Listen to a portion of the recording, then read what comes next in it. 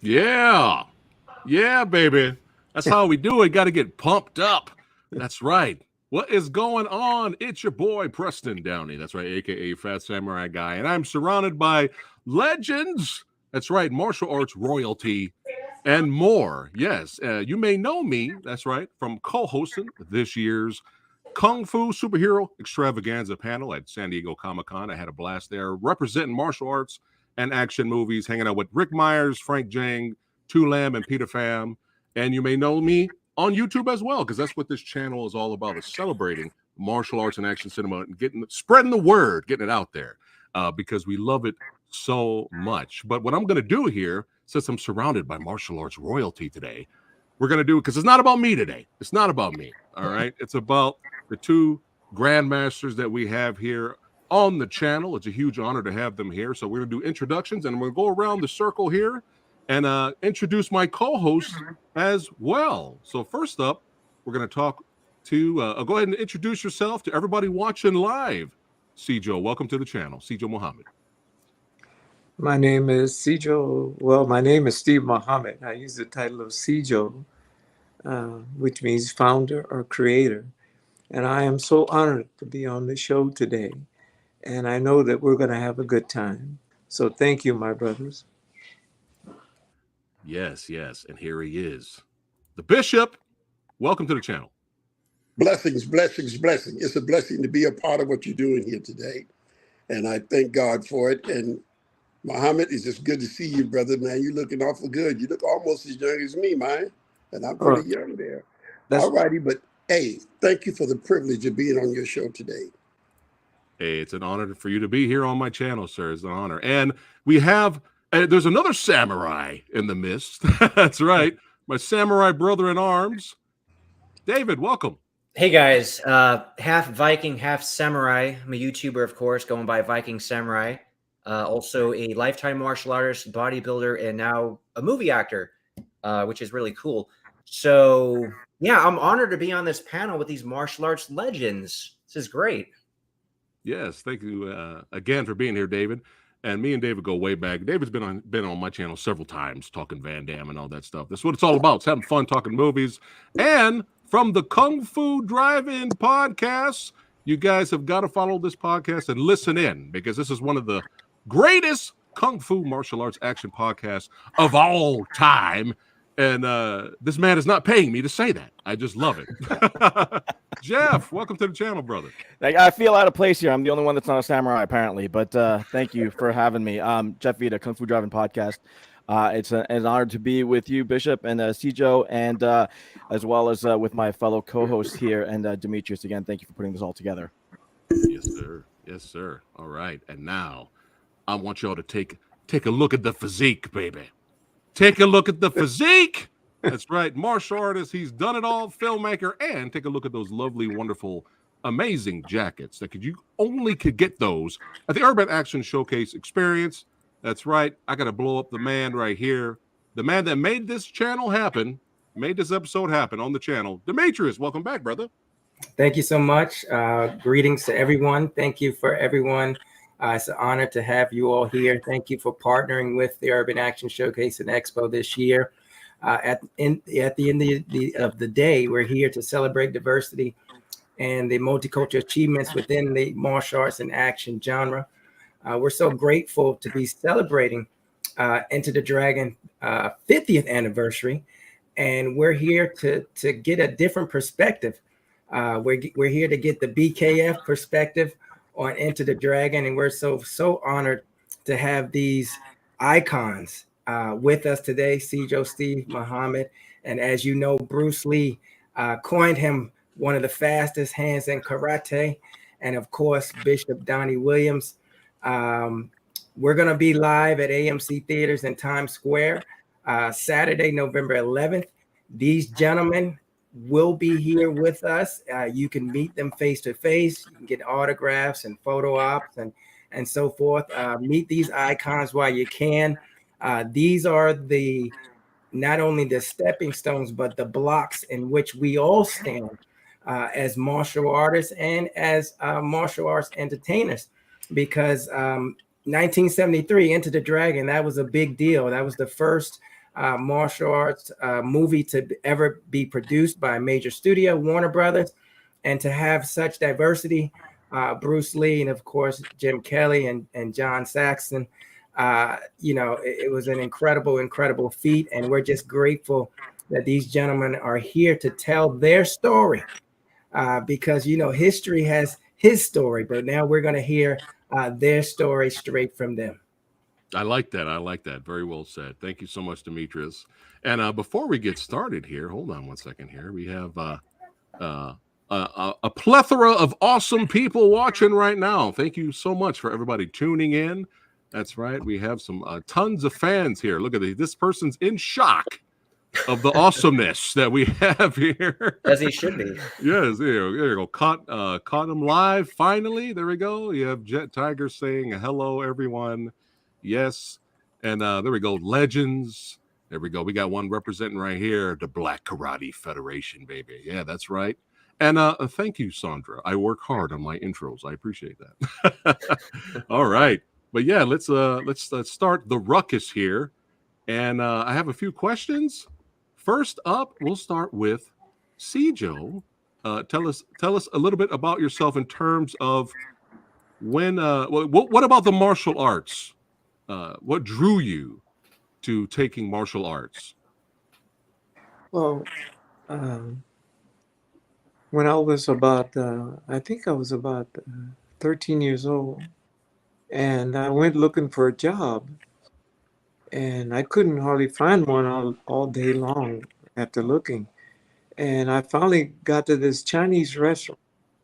I went inside and I asked them if they had any work for me. They asked me what I could do. I told them I could wash dishes, I could sweep the floor or mop the floor. So they said, we'll give you a try. And I remember one day I was coming to work and I came a little early, and I saw them doing something that he told me was Chinese exercise, which was Tai Chi. And I did that with them for about 5 years, but I didn't know that it was actually, well, I had never heard of the word karate or any type of martial arts, so I didn't know. So I thought it was just Chinese exercise. When I went into the Marine Corps, they sent me to Okinawa, and the Marine Corps had some people to come over to teach us. The first time I heard the word karate, but it was called Goju-ryu, to teach us some Goju-ryu for hand-to-hand combat. And I noticed the guy that came out, he was doing kicks and punches, and I said, whoa, I know something like that. I've seen that before. So when he finished, I went over to him and asked him what was he doing, and he was telling me it was a form of fight called Goju. I said, I've seen that before, and I said, let me show you what I learned, and I started doing it. And as soon as I started doing it, he says, oh, Tai Chi.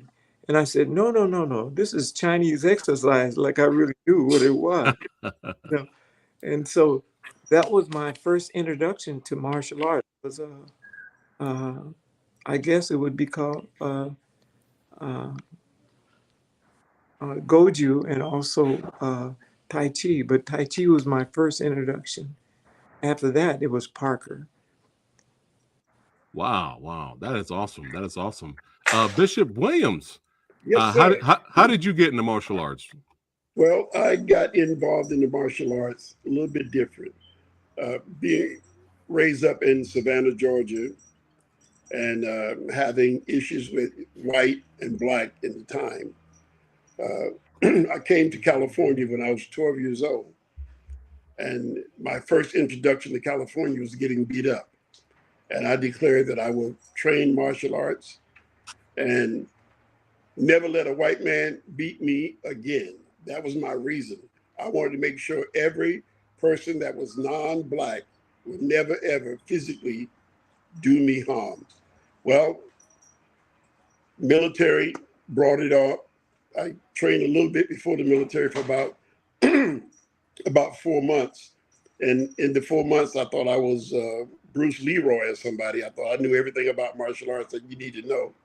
And I got jumped and beat up again and went in the military. And naturally, that sort of like catapult me into martial arts seriously. And so that's my reason for coming involved was my anger and my hate for white people. Copy that. Copy that. Which is interesting because that changes later over the course of the years. Oh, yes. Yes. I didn't do it. God did it. There you go. But Copy yes, that. I changed. For those that don't know me, yes, my life changed after a period of time.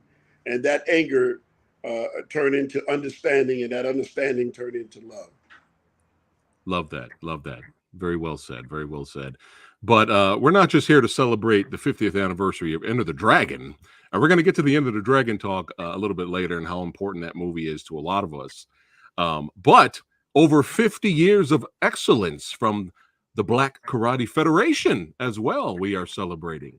So I have to ask, and everybody here that's watching live that is not aware, we'll start with Sijo Muhammad. How did the BKF come about, my friend? Well, I was taking the martial science with Chuck Sullivan, which is one of my teachers. And these three guys came in, black guys, and I was the only black guy in IKKA at the time. But these three black guys came in, and Chuck came back to the back where I was getting ready to change clothes. Said, "There's some black guys out there. They want to see you."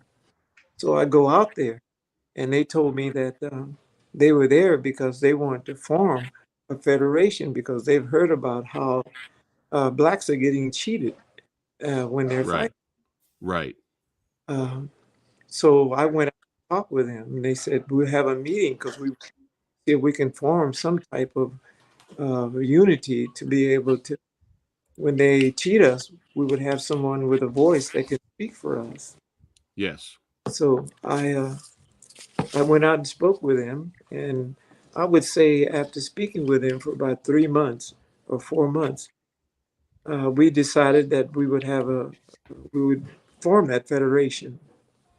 And within that federation was Bishop Williams. Help me out, Bishop. Ron Chappelle. Ron Chappelle, Smith, Jerry Smith, Cliff Stewart, and myself and Muhammad. Right. Wow. And it did it kind of kick off a little bit too with your match with Joe Louis at first? Because I was reading up that's when you faced off with Joe Louis, the audience they saw that you won. And even Joe Louis admitted that you won, you beat him, but yet they still gave it to him. And that was one of the factors that went into creating BKF, correct? No, that was later. That was later. When we formed the BKF, I think I was still fighting because they didn't have international grand champion at that time. Gotcha. Until later on when I was fighting. But I did fight him after once they allowed the lightweights to fight the heavyweights. And at that time, I did beat him. And they did cheat me, but they were cheating me long before that. Gotcha. It started early. Copy that. Yeah, it started early. But yeah, you also faced off, excuse me, you faced off a couple times against Chuck Norris, I see. How was it fighting Chuck? Like fighting a silverback gorilla.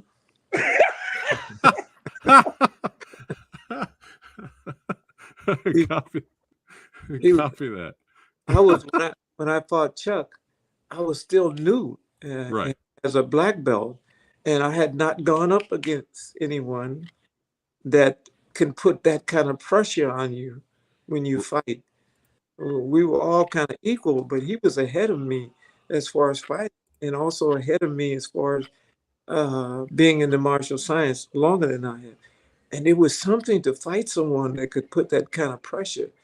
And from that, I always had respect for him. And he was always, even when I was being cheated, he was one of the person that was yelling, "Give that man his point. Give him his point." He kept yelling that the whole time. This is before the BKF was actually formed. Wow. Wow, that's amazing. That is amazing. We got Chad over here. They're loving what they're seeing right now. Best panel of the year, easy. Look at that. They are enjoying themselves. Thank you so much, T-Virus. And yeah, thanks again for everybody watching. They are enjoying themselves. But we got a little shot of the school right there. There it is. Yes. There it is. But bring let's back such memories back in the day when we was training. That picture you just showed. But I was around when Muhammad was fighting too. And let me tell you something.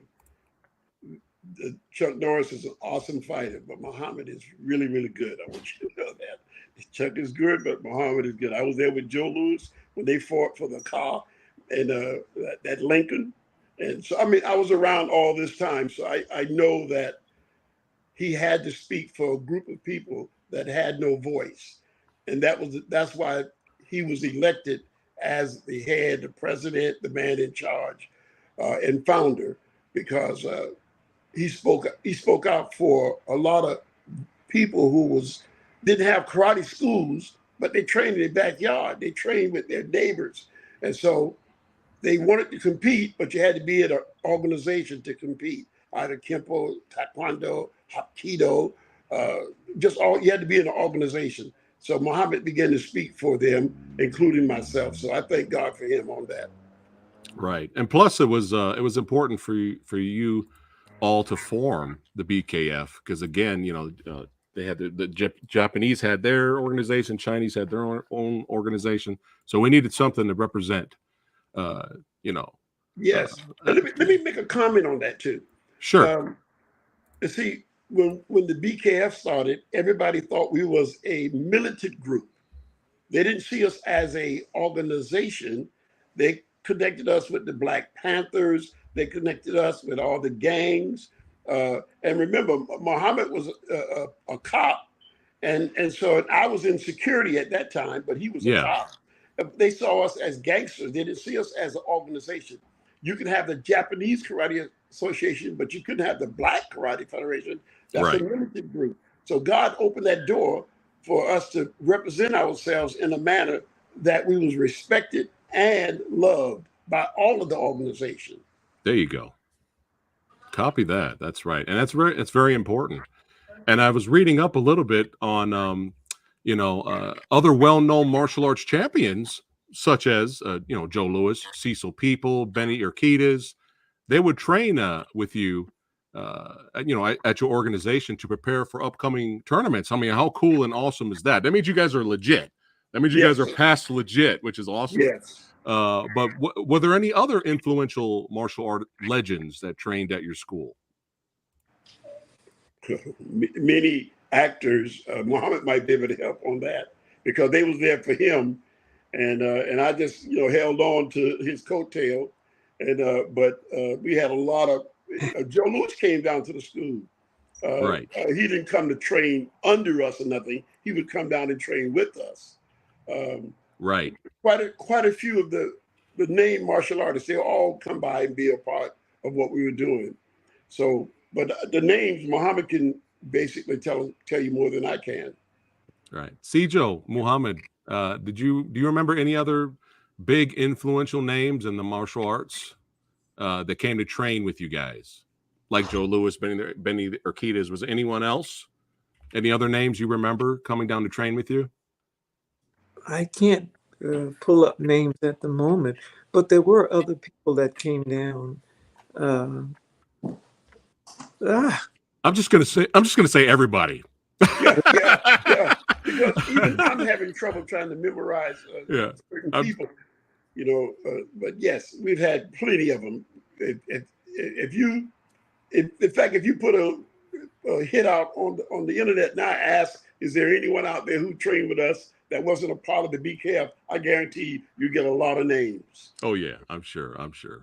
But that's just they come train with you, your organization. That's that's huge respect. That means you guys are legit, and you guys have earned it. That's right. Here we go. More love for the BKF down here. There you go. Thank you for the interview. Everyone's enjoying themselves watching right now. My next question is, again, reading up on the organization, it's amazing It's not just amazing that the BKF was a positive influence for the youth in the community. I was reading up on that. I mean, that's really awesome that the BKF was there to help the youth find a better path. But did you both ever predict that the BKF would also spawn leaders in the fields of law enforcement, medicine, motion pictures, and sports? Did you when you first started and formed the organization, did you ever expect it to explode and create so many leaders and champions? Did you see that coming? No, I would say that we didn't. I did not see it coming. I only thought that when we started the BKF, that only young people, 5 and 6, 7, 8, 9, and 10 years old, were coming at that time. So we were getting prepared to actually train small children.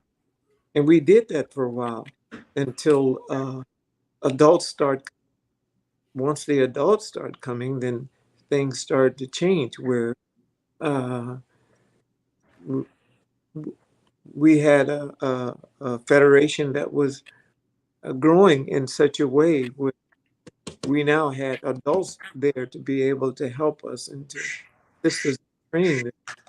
But I found that it was one of the most enjoyable times I had in my life was training children, and how much children actually fall in love with you and how much you actually fall in love with the children. There were children in my school. One of them one day called me. He says, "Can I call you Papa?" And I said, "Well, you have to ask your mom if you can do that." You know, he went and asked her, and she came back and she said, "My son asked me if he could call you Papa because he had no father." And many of them had no fathers. It was just the mother. And Right. so, yes. And Wow. I remember coming into the school, and some of the parents had talked to their children. And when I came into the door, they didn't call me Steve like they usually. They just yelled out, "Papa!" You know? I said, Oh. I'm in trouble because you fall in love with the children. Yeah. And I had a whole group of them there. And Bishop William can detest. He sent a group of them over to my school too. Sammy Pates and I think it was Pee Wee and J Lo. How many did you send over there, Bishop? Yeah, I think it was about like 12, altogether about 12 guys. And they called him Papa and called me Mr. Williams. Oh my goodness, that's awesome. That's wonderful. But But you in know, go ahead, Bishop. to also share, not only did we have name entertainers, stars, and comedians and actors that was part of the BKF, we also, the BKF, remember, I don't know if you know this, but championships, we have 4 world champions in the BKF. Man. And I think we won. How many times did our team win the team competition at the internationals?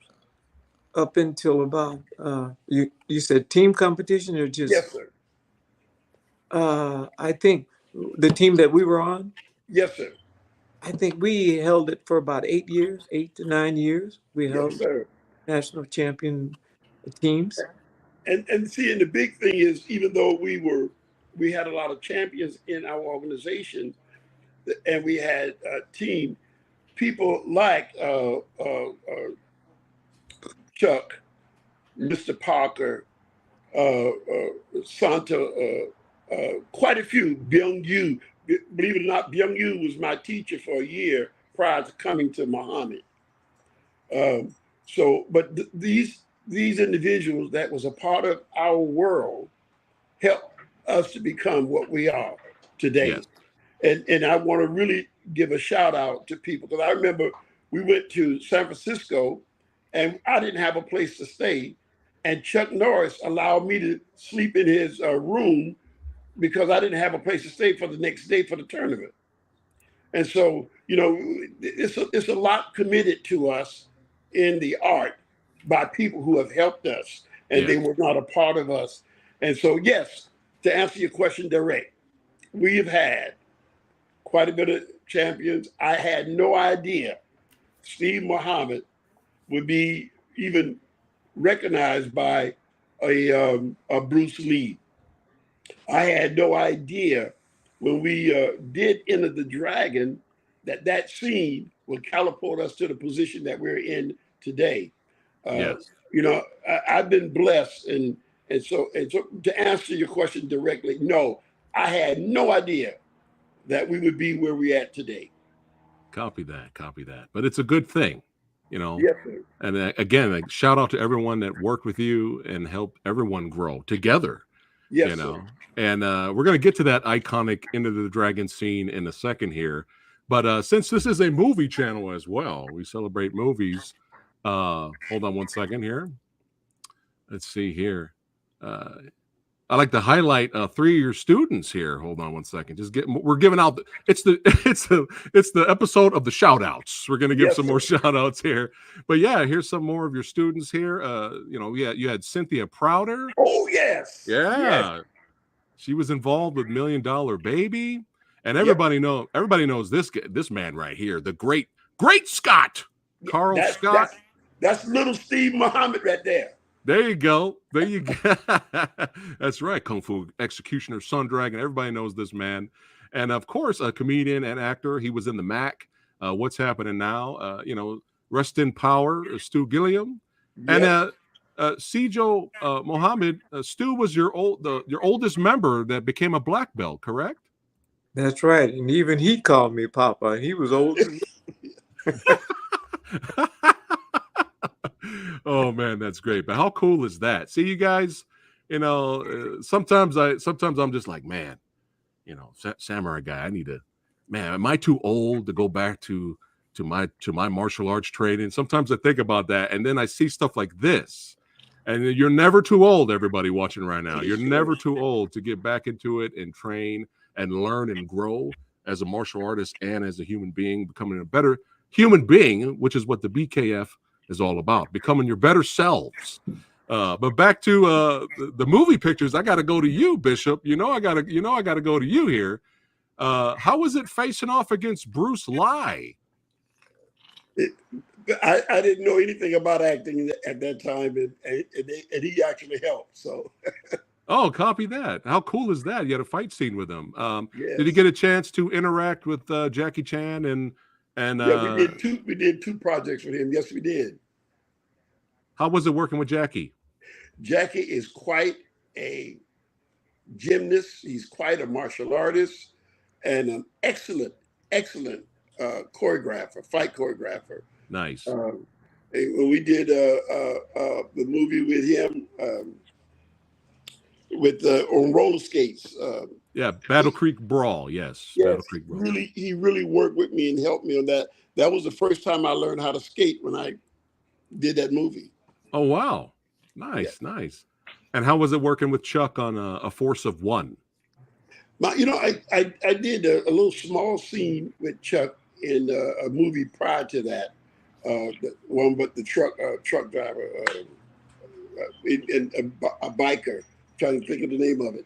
But then The Force of One, I did with him and at the karate school with. You want to take a look before I leave? So I did it. Got Young Man Working. So I did a scene there at the school. Forgot the instructor's name at the moment. Yeah, that's cool though. Force of One was an excellent movie to work. Chuck and all the actors in that movie was extremely good. Extremely. I was the worst out of all of them, and God allowed me to get through it. There you go. That's awesome. Yeah, Force of One, that's another Chuck Norris favorite. But this one is really awesome. You had a chance to work with Clint Eastwood on The Gauntlet here. Yes. We just did a couple of the only credit I take in that one, is there's a punch where he punched into the camera, and then they did it with the young man. That was a little thing that I recommend to him, and he did it, and it worked. And so that's about it. We spent time on some other stuff too in El Paso production at Warner Brothers Studios, because that's where I worked with a lot of film composer. Jerry Fieldings, I was with him for 10 years, and he did most of Clint Eastwood music for his movies. Nice. Yeah, I love that cover. Inside Kung Fu Magazine. That's a great cover. That's amazing. That's right. Respect for the bishop doing his thing. Yeah, how cool is that? All right, now we have to segue to the film that helped start it all, as what Demetrius said earlier. This movie means so much to each one of us that are here. And don't forget, you go to the Urban Action Showcase website in the description box below of this video. You got a chance to win a copy of Into the Dragon on 4K. So check out the link for more information. But yeah, you know, Samurai Guy, I gotta get us pumped up.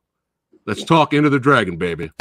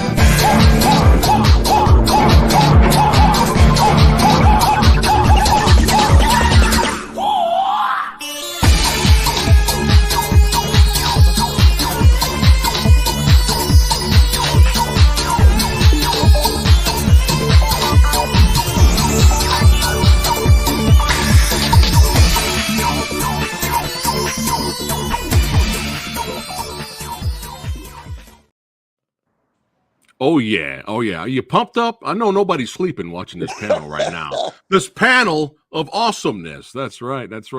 And Demetrius, again, remind everyone what's going on in Times Square. Absolutely. Saturday, November 11th, AMC Theaters, Times Square.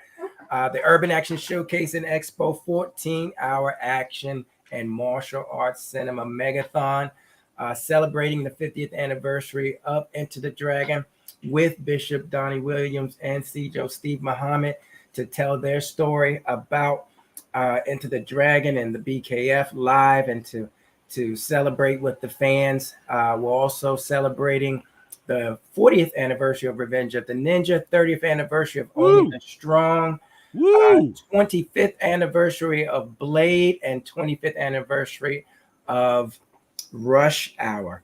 Fire. Along with all the independent action filmmakers from the Urban Action Showcase International Action Film Festival. We've got panels, we've got seminars, we've got contests. We got a nunchuck contest for Into the Dragon, as well as celebrating the 45th anniversary of Game of Death. So you can win merch, and you can win some other things with that.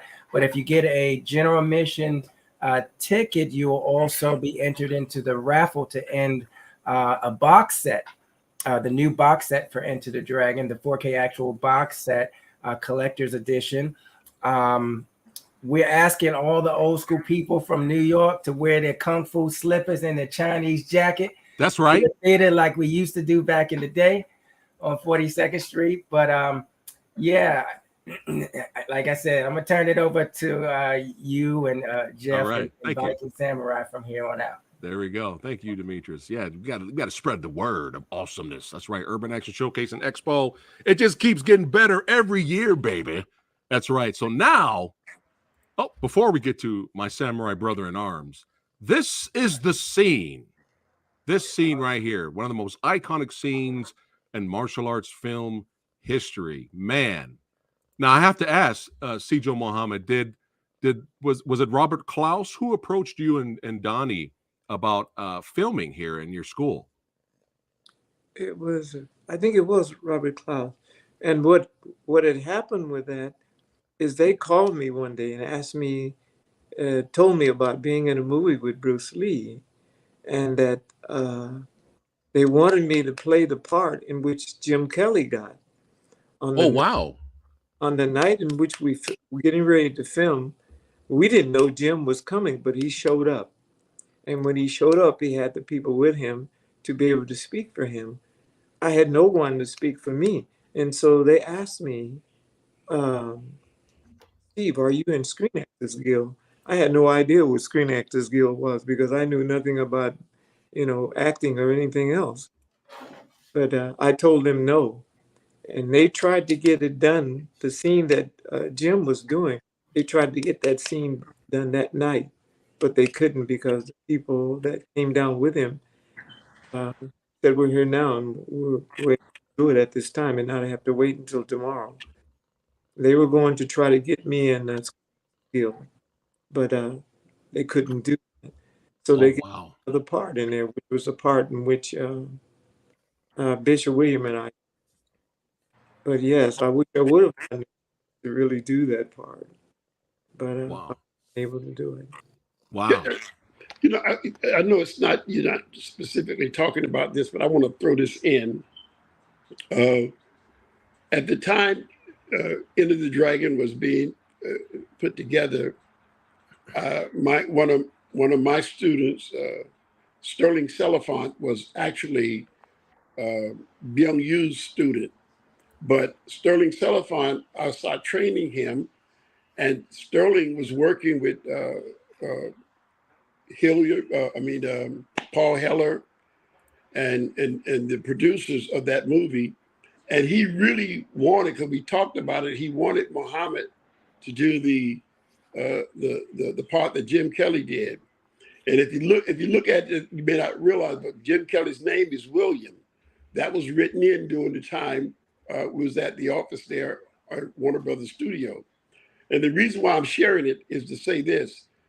The reason Muhammad did not get the part, I don't know if he qualified all the other, but the reason he didn't get the part is because he did not have a Screen Actors Guild card, and Jim Kelly had one, and they decided to choose Jim Kelly.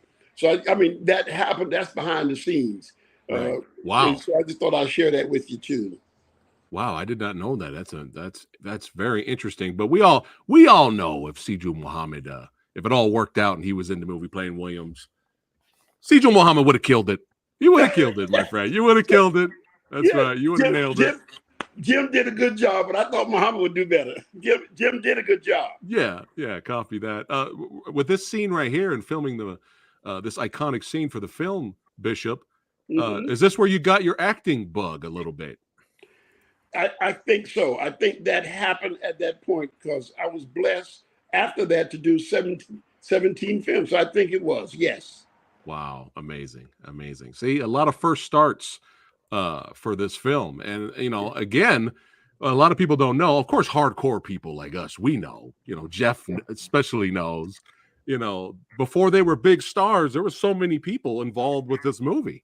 Lam Ching Ying was in here, Yuen Bu, Yuen Hua, who ended up stunt doubling Bruce Lee for all the acrobatics and the flip kick and all that stuff. And of course, you guys know this guy, Jackie Chan, was even in this film.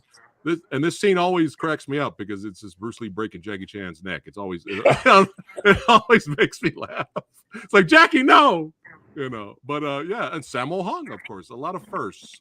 But this was really important. It's an iconic scene. Everyone remembers it, and especially the scene afterwards where Jim Kelly beats the crap out of the racist cops, which is still the crowd still cheers for it till this day, because Enter the Dragon was actually released for one day out here where I was, so I went to see it with some friends of mine and my wife, and we loved it. The audience loved it, but Jim Kelly had, he had to lay them hands on them racist cops, and it was hysterical. The audience was laughing. But it was an important scene as well as this. It's nothing but a scene of iconic greatness. But now I'm segueing out of here for some more awesome Enter the Dragon questions from David. I mean, for me, but David's going to take over, and then Jeff. Go ahead, David. Sounds good. One thing I do want to point out real quick, and this relates to the Urban Action Showcase, which is going to be awesome. But Warrior Island, guys, creator James Jefferson, the creator, and a lot of the stars in Warrior Island, amazing martial arts legends, Ron Van Cleef, Stephen K. Hayes, Silvio Simac, so many are going to be out there as well as myself, promoting Warrior Island. So the premiere, first 2 episodes are going to be there at the Urban Action Showcase, as if there wasn't enough awesomeness already. Something a little extra. But, a couple of questions for Sijo Muhammad and also Bishop Williams. Did you ever think that Enter the Dragon would become the cultural phenomenon it is today? Because it's arguably the greatest martial arts film of all time. Like, Bruce Lee was starting to come up, but this was like his first big budget production, like a co-production between Hollywood and Hong Kong. But did you guys ever think while filming it that this would just be like the martial arts film of all time? What? I had, when they came to me and when they were going to involve Bruce because of Green Hornet, we knew that he was going to be very good in whatever movie they put him in, because he was the type of person that had a personality that wanted to impress when he done something. So when it came time to do that, that's exactly what he did. It's important to know that Bruce and I were actually friends. We didn't do a lot of stuff among the public, but we did some training together, just him and I. And he also told me, he says, I don't want a lot of people talking, so I want to have our meetings and training together between you and I. And we did that. And also I had heard that Bruce had asked to see if I could be in the movie Enter the Dragon before we filmed it. And I was told that after they had filmed it, that there were people that was, they actually tried to get me in that movie. They just couldn't get it. Like Bishop Williams said, that I didn't have a Screen Actors Guild card, so I couldn't put in there until after I got that card. But Bruce and I were very good friends, and I did train with him, and I learned from him, but he also learned from me. And there are things that never came out. Like, there were positions that, like the foot off the floor on toes of my back foot, which gave me a spring type movement in the Science of Fighting. Bruce picked that up. Wow. He also picked up a rhythm that I had. And every race has a certain rhythm and a certain bone structure that call for them to be able to do certain movements.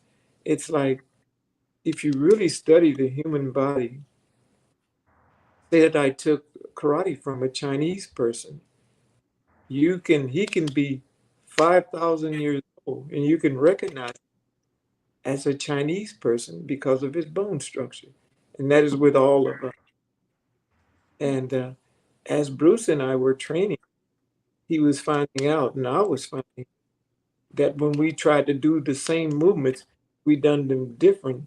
And I could never purely emulate him or him me, but I could take that information that he gives to me and trying to teach me and rearrange it to fit my body. And these are some of the things that we learned from each other.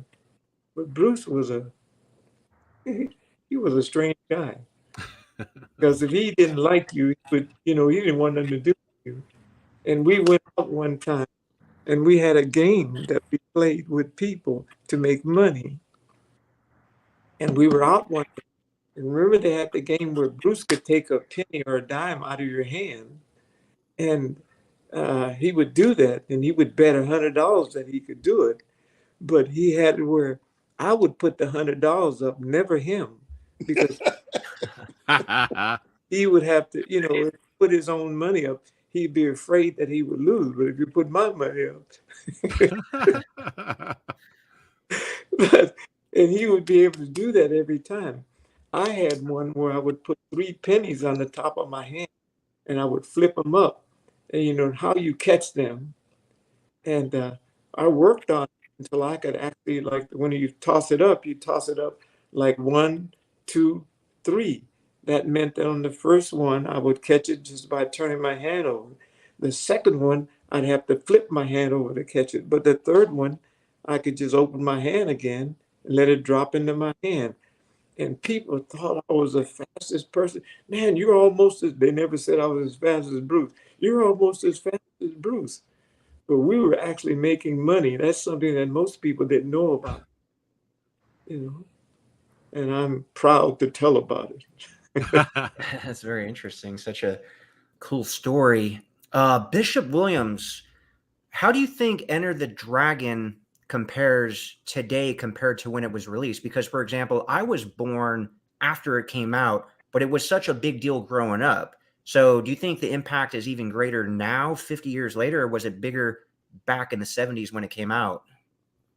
Well, I think it was bigger in the 70s when it came out. But because of the death of Bruce and so many people in the movie that is no longer with us, it's becoming really a big thing. Remember, a lot of people always say, well, who could win, Chuck Norris or Bruce Lee? Who could win this one or that one? But I don't know of any commercial tournament that Bruce Lee entered and won. But yet he was a great martial artist. He was just a great. So today, the myth of Bruce Lee is greater than the reality of Bruce Lee. So today it's big, but it was bigger when the film was made, because I remember this story I can tell you. I was in that film, I call it 3.2 seconds. Now I did a film with in Japan with can't remember his name again, but anyway, well, also with Tadashi Yamashita. I did one with Tadashi Yamashita. I co-starred in the film in Japan. I went back, did another film in Japan called Zakarate 3. And with that, I did not receive any, but Enter the Dragon, the little boy knocked at my door and say, is your name Donnie Williams? I said, yes. He goes, look at his friends and say, see, I told you, I know Donnie Williams. He's in that movie, Enter the Dragon. And I did 2 other films co-starred. Nobody knew about it. 3.2 seconds, I'm a star. So yes, it definitely did its part to make us successful. But I had no idea that it would be as great as it is, even today, 50 years later. I have a question, Sijo Muhammad. So you talked about how you were training with Bruce Lee, which is very cool. And you, of course, competed in tournaments back in the day. Now, with what Bishop Williams says, you know, part of the myth of Bruce Lee is we really don't know how good or dominant he would have been in real fights or competition fights. But what's your opinion? Because again, you fought, you know, all kinds of people, including Chuck Norris. So, and then you trained with Bruce. How do you think he would have done in those competitions back in the day? He wasn't that kind of fighter that to do competition. He and I worked out together, but we weren't in competition with each other. But as far as fighting in tournaments, I don't know of any tournament that Bruce ever fought in. The fighting science that he used in movies was not the fighting science he did in the street. It was totally different. And the movements in which he did in the streets to actually defend himself wasn't anything close to what he did in the movie. Mm-hmm. He did the movie. He set up those techniques to be able to show them in the manner in which he was doing those. But because I was able to move with him, he had what I call uncanny timing. He wasn't that fast, but in timing, there is speed in timing now, but not the same speed as, you know, like shooting the hands real quick or something like that. He had timing in that kind of stuff. When he set something up, he set it up to be able to time it at a certain place and a certain time. So that's what he had. He was really good at. But if you ask me if he could get a wood fight, absolutely, he would. And he carried himself that way. Like I said, he didn't like you. He didn't have to know you. He wouldn't even talk to you. But if he liked you, he would.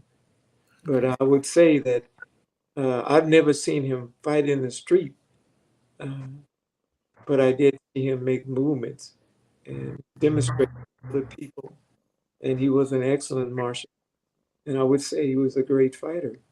He was not like us in making movements in real time and fighting with other people. His fighting style changed from movie to actually street. It changed a lot. And he was not as fluent, say, as he was in movies as he was in the street as he was in movies. So there was a difference. Okay.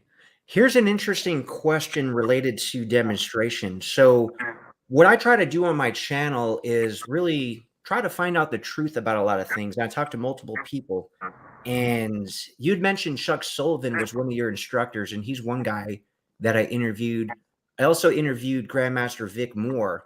And this question relates to the 1967 Long Beach Internationals because Vic Moore has his story and says not all of the footage was released doing the speed test, that Vic actually blocked some of Bruce's strikes. And then he also got to throw his own strikes that Bruce could not block.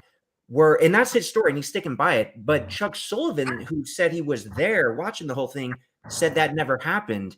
So you were there in 1967 as well. And some people, wanted me to ask you, and I'm glad I have the opportunity with us both here. So I have to ask you, like, what happened between Bruce and Vic Moore?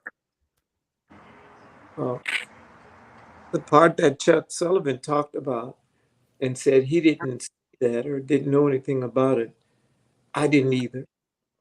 So the language in which he used at that time about what was happening between him and Bruce, what I did see, I may have been at a different angle than what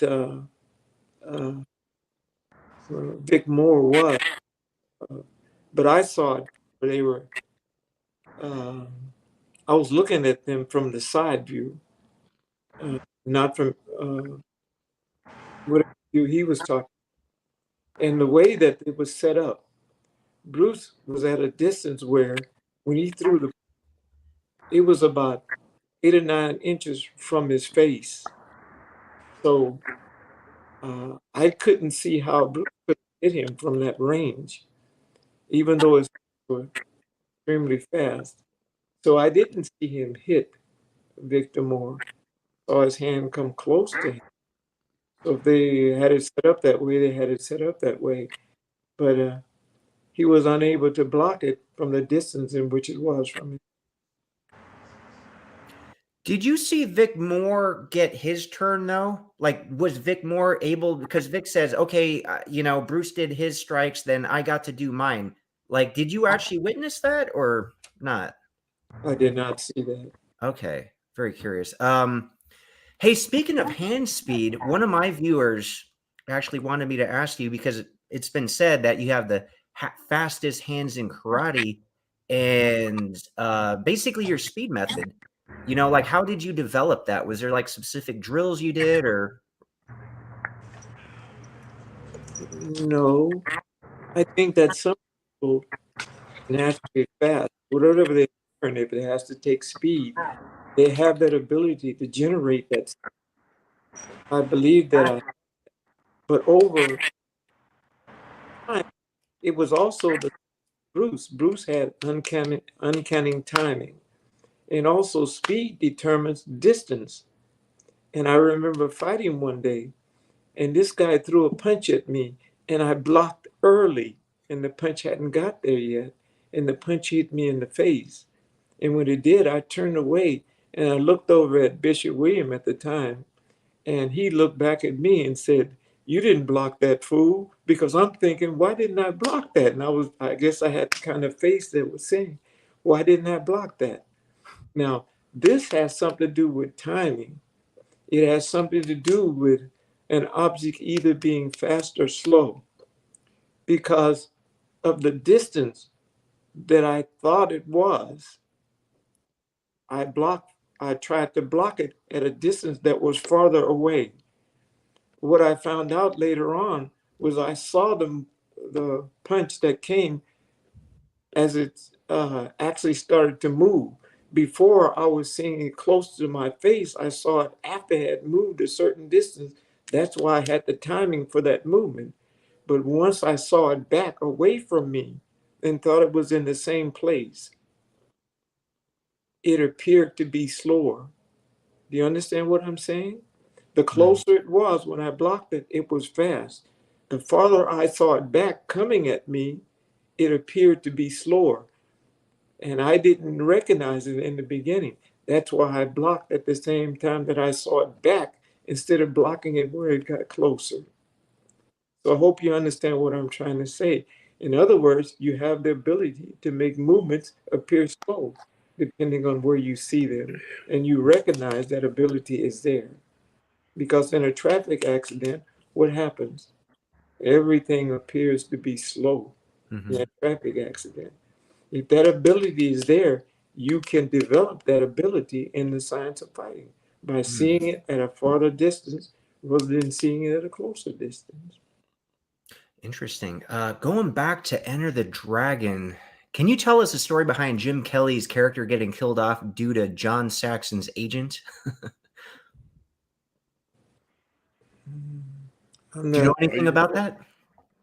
Oh, you mean when he died for real? Or are you talking Well, about? like in the movie, like his character initially Williams. wasn't supposed to get killed. But then they changed like the script. Oh, I have no knowledge of that. Okay. You know about that, Preston. Well, I read up on it, and everybody watching right now, let me know, confirm it in chat right now. But apparently, in the original script, it was supposed to be Roper was supposed to die. John Saxon's character was supposed to die, but not Williams, played by Jim here. He was not supposed to die. He was actually supposed to end up fighting at the end of the movie. He was supposed to face off against Bolo and all that. So at the last minute, John Saxon's agent, that will probably most likely not want to be named, there was some shenanigans behind the scenes. I don't know if you guys knew that, but originally Jim was supposed to make it to the end. Now, storyline wise, it kind of makes a little sense because they're trying to subvert your expectations, and because Roper character, the John Saxon character Roper was kind of shady, and then at the end he decides to kind of come out looking at the hero. He makes the right decision to not go fully with Mr. Han's character and go all evil with the drug trade and all that. So it kind of makes a little sense. But I mean, let's be honest here, us as martial arts fans, I think we all would have loved to have seen Jim Kelly kick ass and take names at the end of the film. I mean, if we couldn't get, Bruce Lee versus Bolo, I think we all wanted to see that. I'm sure you, David, really would have rather have seen Bruce Lee versus Bolo Young than John Saxon. But it would have been epic. It would have been absolutely epic if Williams did make it to the end of the film and be in it. But hey, you guys still could see that dream match and the tattoo connection. That's right. Jim Kelly and Bolo throw down in that film. So you get to see the dream match in a way, some way. But yeah, all of you watching right now, let us know in chat if you've heard the same thing. But apparently, Jim his character was supposed to be at the end of the film, which would have been epic. As much as we love this movie and it's so inspirational and motivating and iconic, come on, we want a little bit more. I think we would have enjoyed seeing Bruce or Jim fight Bolo. But Bishop, you were away for a little bit. Did you hear anything about that? Originally, the script, Jim Kelly's character was not supposed to die, and they changed it later. Did you hear anything about that? I heard about it, but I can't bear witness to exactly the reason why. But yes, right. I heard about it at the office when I was there. So yeah, I did hear about the change. I even heard about them having a writer to correct it or make it the way they wanted it. So, but my thing would have been, I looked at it more racials at that time. So I don't want to make it sound like, I was a good guy to say, oh yeah, that it be. No, I saw it in a different manner, but it was my opinion, not facts. Right. Gotcha. Copy that. But I want to say this to you. What a great job you're doing on this editing. I've been watching your edits, and man, you're awesome. I want you to know that you are awesome. Oh, thank you so much. Oh my goodness. Us. You got me pumped up. Us. I'm gonna start throwing punches now. Donnie and Sifu, Muhammad and Bishop's got me pumped up. Hey, I'm so honored to have you here, and that means a lot to me. Thank you so much for saying that. But David, that was some awesome questions, my friend, because we Thanks, know man. about that hand speed from Sijo Muhammad. You know what I'm saying? The Flash, baby, the Flash. Did you have any other ones, or we're gonna go straight No, to I'm Jeff? good. Thanks so much, All right, Muhammad and Jeff, Bishop the Williams. floor. Yeah, Jeff, the floor is yours, my friend. Thank you, Caesar Muhammad, Bishop Williams. Thank you again for taking some time to chat with us.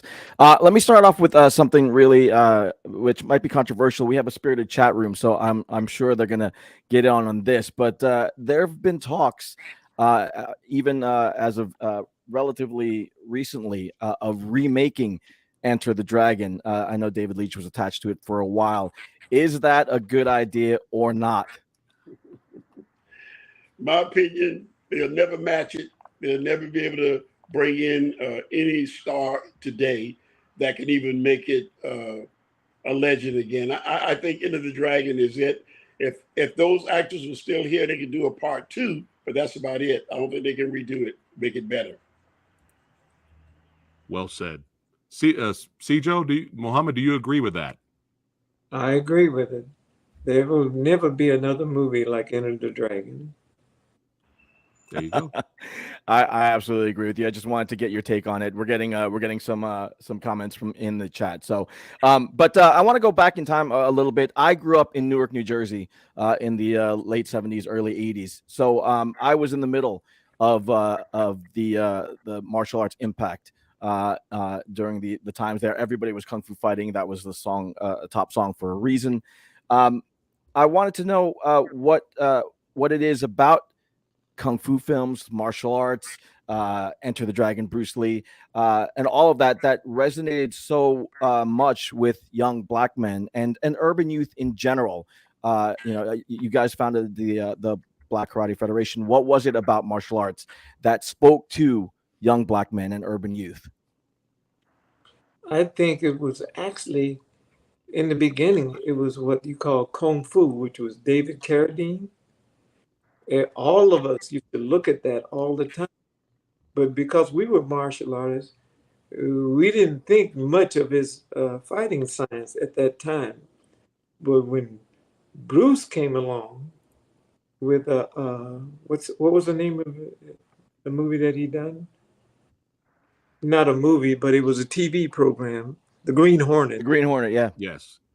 When he came up, that's when, I mean, I didn't know anyone in karate that wasn't watching Green Hornet. And the way that he done movements and stuff was very impressive, because we had not, even the Japanese or Chinese movies, Bruce brought something in that was totally different than what we were seeing among them. There was no Jackie Chan and all of, if they were, we didn't know anything about them at the time. We only knew about the Green Hornet and Bruce Lee. And from the way that he did the martial arts, we were all in, we enjoyed that. We loved the way that he done his movements and stuff. But yet we didn't see that same movement in Japanese or Chinese movies unless they were using a sword or something. But the karate was quite different. Bruce brought something in that gave us excitement when they were fighting. And so I would say that he changed the way the martial science or karate actually played out in movies. Yeah, and I concur and agree with Sijo. But just to add to that, in my community, the black community that I lived in after the End of the Dragon came out, the whole thing was we would emulate, we would act like Bruce Lee. We'd be walking around thinking that we, the black Bruce Lee. So just acting. And so I think that brought more attention to us being a part of karate by walking around and acting that way. It's to me. And then when the BKF had students coming in to train, most of those students couldn't afford to train. Steve Muhammad was training them. The classes were $25 a a month, but they couldn't even afford 25 cents a month, some of these students. So he would have, y'all may not know this, but at one time we had over 17,000 members, registered members in the BKF all over. And we still have one of the largest BKF schools now in Africa. Where is it at in Africa? Muhammad, it's in Kenya. It's in Kenya. Okay, in Kenya. So the BKF, it just blossomed. But I don't think the kids in my community got involved just because they wanted to learn to fight, because it was able to fight. They just wanted to learn the martial arts, so they was acting like they knew it, and then it ended up training. That's my opinion of it. No, that's a great opinion. And touching on that, I wanted to know what you guys thought about martial arts training back in those days, because back in those Kung Fu days, there was a lot of garbage training options out there. I remember, you could sign up and be a ninja in like 2 weeks, so you could learn Mystic Monkey Kung Fu or be the lizard style in a couple of days. So what was your take on martial arts instruction today versus what it was like in your time? Well, now you hit a certain nerve. Mama, you better go first. So you hit a nerve there. Well, back in the day when we were coming up and we were teaching, we taught the student how to fight. We didn't teach him about tournament fighting and stuff like that. He had to be able to adapt to the tournament from what we taught him, which is how to actually physically fight another person on the street.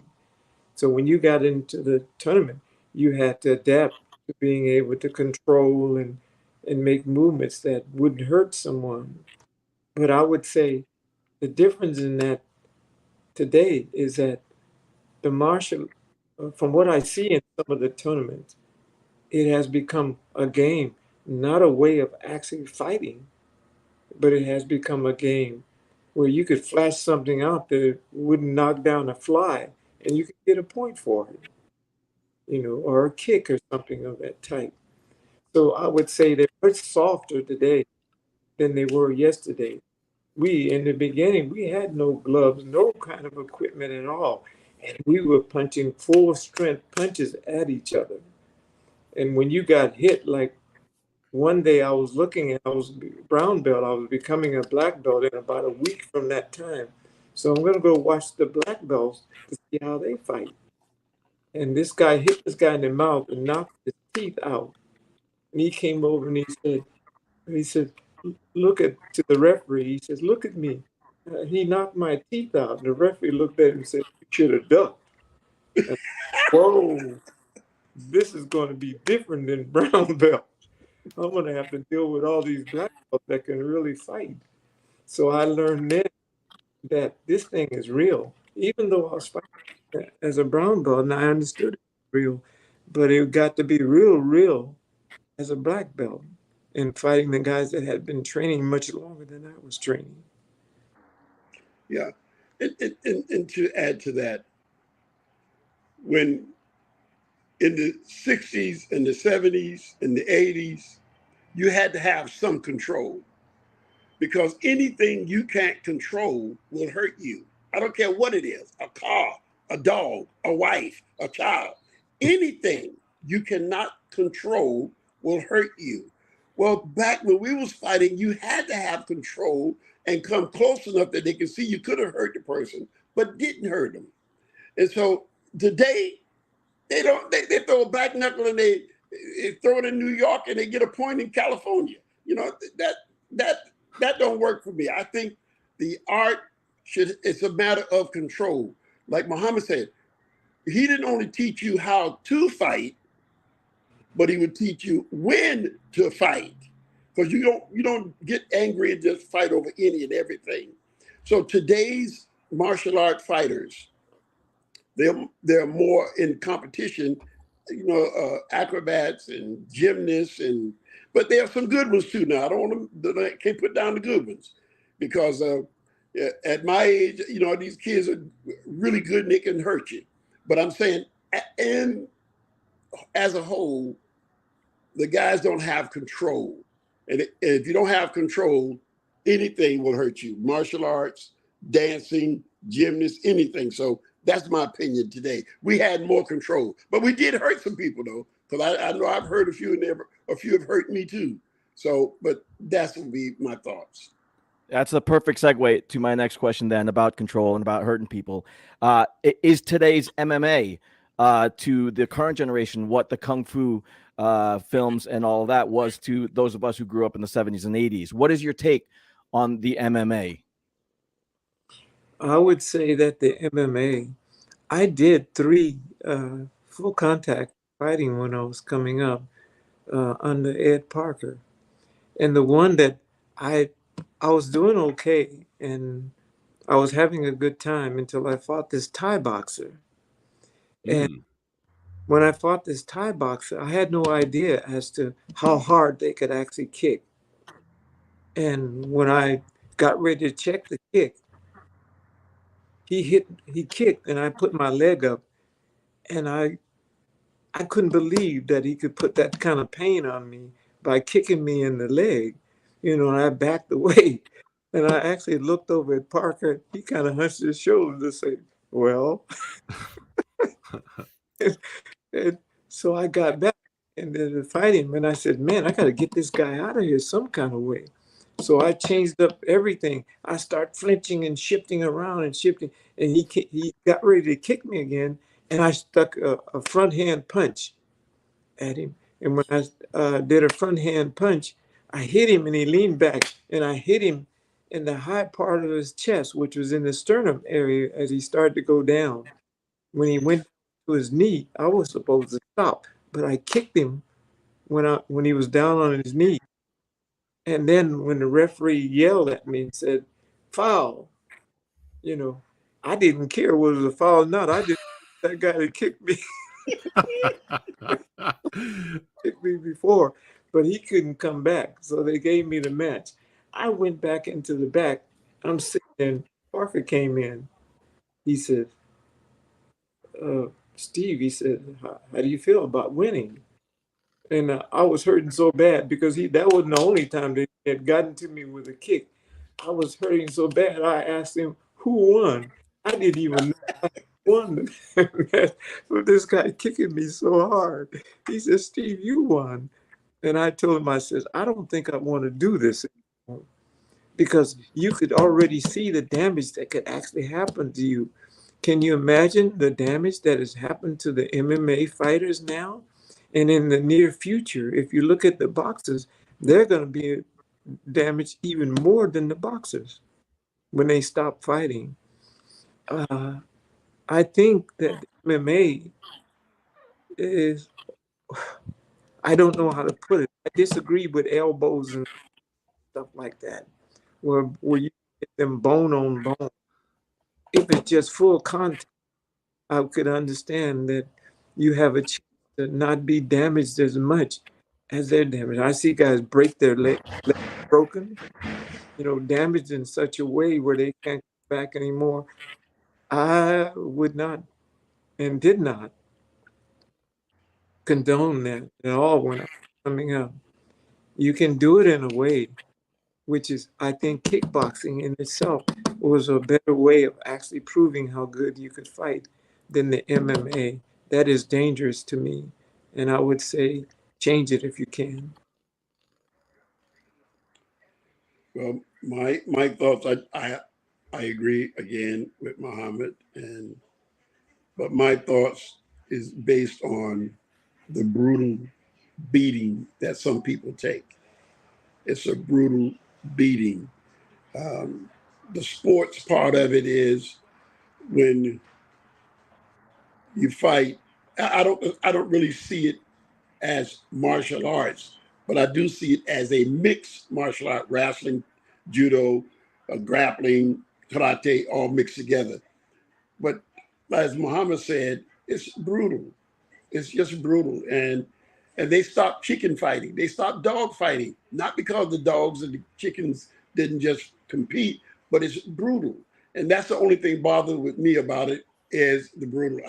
I used to watch it, and I don't watch it anymore. But it's believe me, those guys are tough.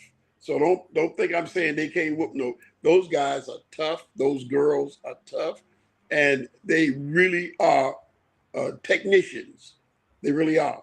But it's brutal. That's my opinion. And I mean, you guys have seen it all, so I appreciate that. Tell me then, does the martial arts still resonate with urban youth today, or have they moved on to all kinds of other distractions? You know, I think that the children of the day is totally different from the children of yesterday. They're not, they stay in the house too much. They don't get out and do activities as we did in coming up. They're not very strong. The young men that are coming up now, I would say, unless they have a certain type of father, is very feminine like. He has a thin body. And when I was coming up, I was always trying to build muscles like most children trying to build muscles back because the women like muscles. But today, it's not that way. Most of the kids are very thin, very gentle like, you know. And I have sons, and none of my sons are that way because I made sure they weren't that way. So there's something going on right now that they're not very strong or don't appear very strong unless you make them that way. But whatever way it is, there's something going on that changed the way that the young men actually grew up back in the day. And that's disappointing. Yeah, I don't think martial art resonate with the minority kids today like it did. I don't think it has the same appeal that it had then. Back in those days, it was cowboys and Indian, and from then it went from Bruce Lee to Clint Eastwood. But now, who is the stars of today? We did have Chuck Norris, but even his fame is sort of dying out because it's just not there. And the blacks, who is the black martial art representative today? Let me ask you, who is the world karate champion today? Who could one of you tell me who's the world champion today? I don't know. I don't either. Do any of you guys know who's the champion today? Who's the world champion in 2023? Not sure about that one. Okay, not tell you, the yeah. reason, because the art is not there anymore. It's not there. What you guys doing is bringing back and making sure that the kids know that there was champions back in, like Steve Muhammad, Chuck Norris, Jim Kelly. These were champions back in those days, and they definitely proved themselves as champions. You're keeping their vision and their abilities alive. You go to the martial arts museum, and you can see the champions, the Benny Cuetas, Yes. all the guys that really proved themselves as fighters, and as Muhammad say, as young men growing up. But now I don't know who the champion is. Everybody claimed to be a champion today. I've met some guys. Oh yeah, last year I won the world championship. Where was that world championship held at? So I don't know. I don't think it's there. Maybe Muhammad or one of you can clear it. But my opinion is the kids are not into the art as they used to be. And martial arts is a beautiful thing. It's an art, and it's beautiful, and yet it can be very dangerous. And shout out to shows like the Urban Action Showcase and Expo that highlight films and shorts that celebrate martial arts and action in film and entertainment. So with that said, my final question, and again, thank you, gentlemen, for being here. Can the cultural impact of a film like Enter the Dragon ever be overstated? Would say no. It can. That was one of the most magnificent martial science movies I have ever seen. Even since that time, there has been none greater than Enter the Dragon. None. And thank God for you guys that's keeping that forefront that people can see. Nice, nice. Great questions, Jeff. Thank you so much. Did you have any more? I'm all set. Again, it's been an honor speaking with you gentlemen and sharing the stage with all you guys. So thank you for having me. Yes, yes. I have one final question. Sure, Demetrius. If you can put that photo up, I want to give the shout out to the BKF, everybody that was in that room, because in those days you guys didn't get credit on IMDb. So I'm trying to change that. So the only people that are on IMDb right now for those films are Cijo, Steve, Muhammad, and Donnie Williams. But in that class, if you can go through there and name those students that's a part of the BKF so they can get some flowers today, we would appreciate it. Yes, yes. Update that IMDb. That's right. Find out those names. Respect everyone, all those students in that room. That's right. And this is you could just name a few of them. Yeah, just a few of them. Yeah. Yeah, definitely. Please do that. Please do that. One of the guys is J-Lo, Jerry Smith, J-Lo, Carl Scott. I thought I saw. I have to see the picture, but yeah, all these guys was there, and they did not get. I'm not 1 ounce of credit, and paid. No pay neither. So, but they were there. Yes, respect all of them, T-Virus said there. There we go. Dick and Doctor is enjoying the stream. Everyone's having a blast here. But unfortunately, like all good things must end once in a while, I can talk to these grandmasters all day about martial arts. And I wish I could take some of your classes. I wish I was out there close to your schools. I'd go in and take some classes. I would, for sure, if I was out there and learn how to become a better person, better human being, and become a better martial artist. And that's what the BKF is all about, baby. That's right. Celebrating over 50 years of excellence. That's right. And here's to more. Here's to many, many, many, many more. And before we wrap it up for today, Cijo Muhammad, was anything you'd like to say to your followers? I would say that within the last, been taking karate now, been in the martial science for about 60-some years now. During that 60-some years, I have created a fighting science. That fighting science is a mathematical fighting science that speaks a water language. And how I explain that is that a mathematical fighting science can be actualized, 100% true, accurate, and precise. Using a water language has the ability to flow, shift, change, and create, which is adaptability. It also has the ability for water language to seek and conform. I use seeking as offense, conforming as counter offense. Water has no natural enemy, and mathematics can only be done 100% true, accurate, and precise. There is no almost, close, or near in mathematical fighting. It is either right or wrong, it's either true or false. And along with that, I teach the students the thought of losing, quitting, or having doubt does not exist. If there is doubt, there is no doubt. You will make or find another way. There's always, always, always another way. I think that some of the things that will help children, and particularly young children, be motivated for anything that is right. You go at it 100%. And I think that the martial science, teaching it right, will help that child go in the right direction. That is our job, to do that for our children. Okay. Awesome. Amazing. Bishop, anything to say to your followers before we wrap it up for today? Yes, sir.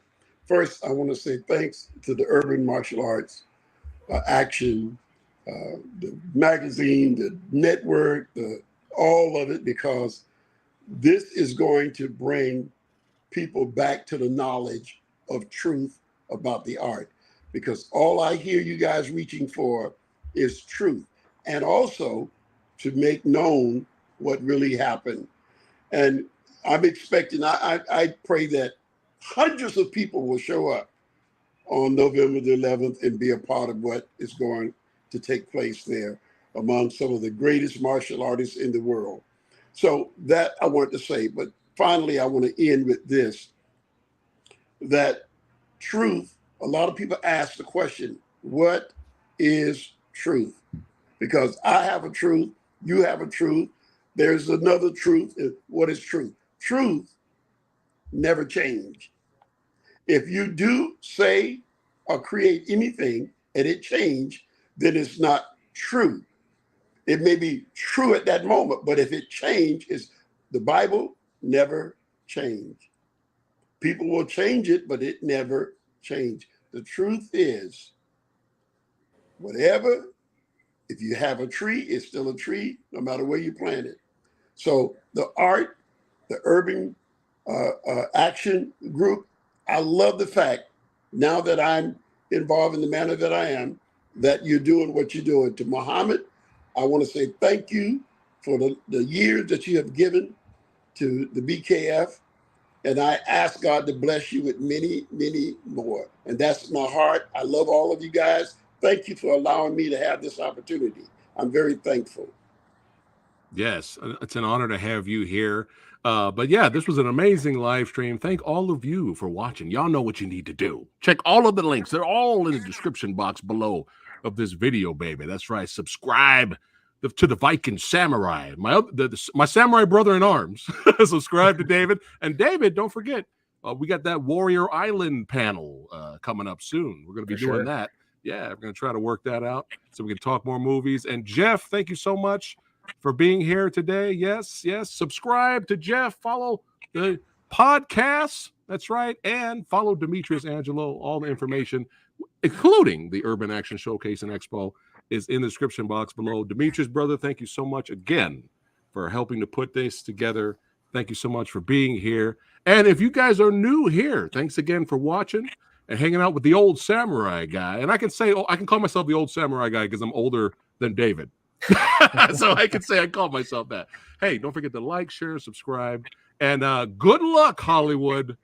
Good luck trying to remake one of the greatest, or the greatest, some people may say the greatest martial arts films ever made. Good luck with that. Good luck. And you can't do it.